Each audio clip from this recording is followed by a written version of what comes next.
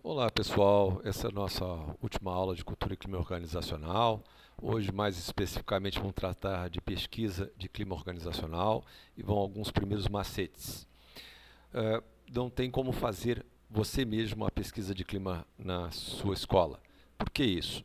Porque as pessoas vão ter medo de responder as suas questões, achando que você vai identificar quem respondeu o quê. Então, para que vocês possam desenvolver uma pesquisa de clima organizacional, como as escolas não têm dinheiro para ficar contratando firmas externas, a jogada é conversa com outras escolas que queiram fazer pesquisa de clima e pede para que elas venham aplicar a pesquisa de clima na sua e você aplica na delas. E aí isso evita que alguém descubra quem é que está respondendo. Tá? Tem que ter um respeito ético. Outra coisa extremamente importante na pesquisa de clima: nós gestores temos que estar preparados para ouvir coisas que talvez nós não gostássemos ou não quiséssemos. Uma pesquisa é para identificar coisas que estão ruins e que precisam ser melhoradas, e a gente tem que estar preparado para isso. Outra coisa importante, a gente tem que definir um ponto de corte. O que é um ponto de corte? Qual é o mínimo de satisfação que o item tem que ter para ser considerado ok, que não precisa de plano de ação? O mínimo para qualquer pesquisa de clima é de pelo menos 75% de satisfação. Qualquer coisa acima disso está bem. Ah, mas ela está com 75, não deu nem 76, deu 75. Ela pode receber uma atenção da gestão? Pode. Primeiro eu vou fazer plano de ação para aquilo que está pior, que está abaixo de 75, e não há nada que me impede que eu faça planos de ação para aquilo que está próximo aos 75. E qual é o máximo? Ao máximo vocês nunca vão conseguir mais do que 88%. E isso depois de anos trabalhando, tá? A meta, o segredo é tentar ir evoluindo esse percentual ao longo do tempo. Vai de 75 para 78, 78 para 80. Vocês vão ver que para pular de 75 para 78 já vai ser uma dificuldade louca. 78 para 80 mais ainda, não é fácil, tá pessoal? É um trabalho árduo, mas vale a pena porque os frutos vão ser colhidos para o resto da vida da organização.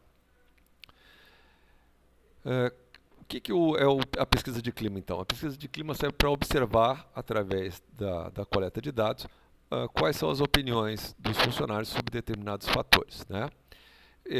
Quando eu consigo identificar quais são os problemas potenciais e os problemas reais, eu consigo gerar planos de ação para melhorar aquela situação. A pesquisa de clima permite que eu tenha dados de boa qualidade para poder tomar boas decisões. E é por isso que eu tenho que ter o maior número de respondentes possível. Também por essa razão é que eu tenho que evitar eu mesmo fazer a pesquisa de clima, porque senão boa parte dos nossos entrevistados ou respondentes vão responder algo que de fato não pensam. Como eu tenho chance de ser identificado, eu vou botar que está tudo ótimo, porque eu tenho medo da tua reação. Então, por isso que é importante alguém de fora fazer essa pesquisa, para que eu tenha dados mais reais possíveis.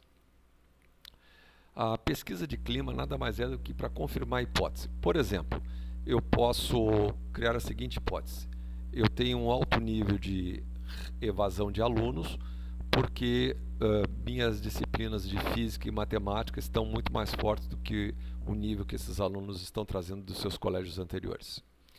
Eu vou tentar comprovar isso. Meus funcionários têm alto índice de faltas e atestados porque estão infelizes trabalhando na organização.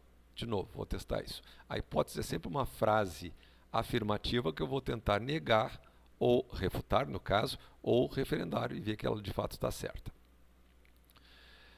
Qual é o grande barato da pesquisa de clima? Quando a gente tem uma pesquisa de clima, a gente se sente integrado, porque ela melhora a forma de comunicação da organização. Eu não me sinto alguém que nunca é ouvido através da pesquisa de clima, mesmo aquele que tem medo, se a pesquisa de clima é bem conduzida, vai querer falar. Eu posso, inclusive, graças a ela, identificar a necessidade de capacitação dos meus funcionários. Com a pesquisa de clima bem aplicada e com planos de ação bem aplicados, eu posso diminuir a rotatividade, eu posso aumentar a produtividade, eu posso criar um ambiente mais seguro e ter uma satisfação maior de quem trabalha aqui e de quem é atendido por nós. Tá? Então, tem uma série de benefícios desde que bem feita. Algumas categorias de clima, de pesquisa de clima que se pode fazer. E aí vai mais uma recomendação. Nunca usem mais do que 7 categorias de clima, porque cada Cada uma dessas categorias vai de 3 a 4 perguntas. Então, o ideal é que vocês tenham no máximo 30 perguntas no final e essas últimas 3 dessas 30 seja o perfil demográfico. Últimas mesmo, tá, pessoal? Vão fazendo as perguntas sobre as categorias e lá no finalzinho identifica se a pessoa é docente ou administrativo, há quanto tempo está na escola, há quanto tempo está na docência ou há quanto tempo trabalha em escola, para que a gente trace um perfil se são os mais antigos que estão insatisfeitos ou os mais novos, ok? Então, algumas categorias e vocês podem criar outras tantas. Liderança, comunicação, relacionamento entre liderados, entre colegas, se há necessidade de treinamento, né? E aí é importante fazer pesquisa de clima porque eu consigo detectar se tem pessoas que estão fingindo que estão trabalhando, se elas atuam, né, na hora de trabalhar. É o chamado trabalho performativo. Eu faço só para aparecer para o meu chefe, para os meus colegas, ou eu faço porque de fato é importante? A pesquisa de clima consegue detectar essas coisas todas quando bem conduzidas. Para quem eu tento aparecer? Quem eu tento impressionar? Os meus gerentes, o meu gestor, os meus colegas, né? E aí, extremamente importante para todo mundo, para os colaboradores que gostam de trabalhar sozinho, o ideal é que o líder busque entender como é que do que o funcionário precisa. Eu tenho que fornecer apoio para esse funcionário trabalhar. E eu tenho que entender que nem todo mundo sabe trabalhar coletivamente. Seria o ideal, mas o mundo não é o ideal, né? O mundo é o possível. Ser gestor é ser o gestor do possível. Há outros que preferem ser acompanhados. E aí, quando ele se sente nervoso e acha que precisa de um apoio, umas 2 vezes por semana no máximo, vai e fornece o apoio, vê como é que está indo, vê o que está faltando, vê se precisa de mais gente, vê se precisa de mais recursos, vê quais são as dificuldades, quais são os obstáculos que impedem que a pessoa trabalhe. Uma solução simples para acabar com esse trabalho de ator é evitar relacionar que alguém que trabalha mais horas é o mais produtivo. Muitas vezes alguém é muito produtivo em 6 ou 8 horas de trabalho, enquanto aquela pessoa que faz 10 faz para mostrar que trabalha, mas na verdade poderia estar fazendo em 6 ou 8. Ou a pessoa está fazendo em 10 porque ela não sabe fazer em menos. Então eu tenho que tomar cuidado de não criar uma relação de que quanto mais tempo a pessoa fica numa escola, mais produtiva ela é. Muito cuidado. Sempre que todo mundo tenha muito claro quais são as metas a serem buscadas, perseguidas. Lembre-se, meta e objetivo não são sinônimos. Objetivo é aquilo que eu desejo alcançar, meta é aquilo que eu desejo alcançar com prazo e quantidade. Se todo mundo souber aonde a gente quer chegar, mais fácil de chegar, ok? E, sobretudo, coloque na sua cabeça, você só será um líder se as pessoas que estão no teu entorno te reconhecerem como tal. Caso contrário, você não passa de mais uma pessoa que tem um cargo no crachá e eles te respeitam ou temem você mais pelo teu crachá do que pela pessoa que você é. Quando você fizer uma reunião, respeite as pessoas e as suas expectativas e os seus medos. Publique a pauta, o que será discutido. Não inclua coisas novas durante a reunião, nem permita que outro inclua. O tempo tem que ser no máximo de 1 hora. Tem uma pauta nova, outra reunião. As pessoas têm que ter o direito de saber que horas começa e que horas termina, e mais do que 1 hora vira papo furado. No início da reunião, se você teve pautas anteriores numa outra reunião, veja como é que está o andamento. Não perca mais do que 5 minutos com isso.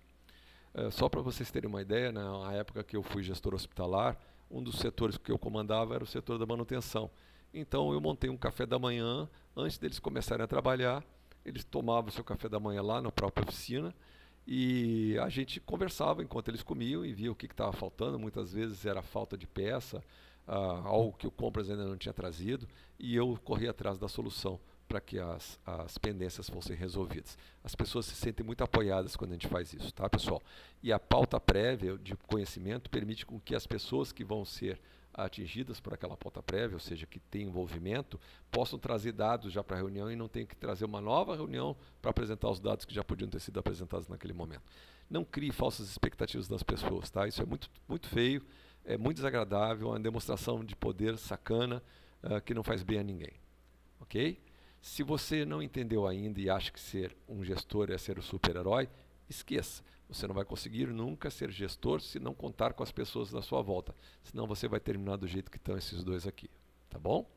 Você só é líder se tiver alguém para ser liderado e que te reconheça como tal. Caso contrário, você é um ser sozinho, solitário e vai sofrer.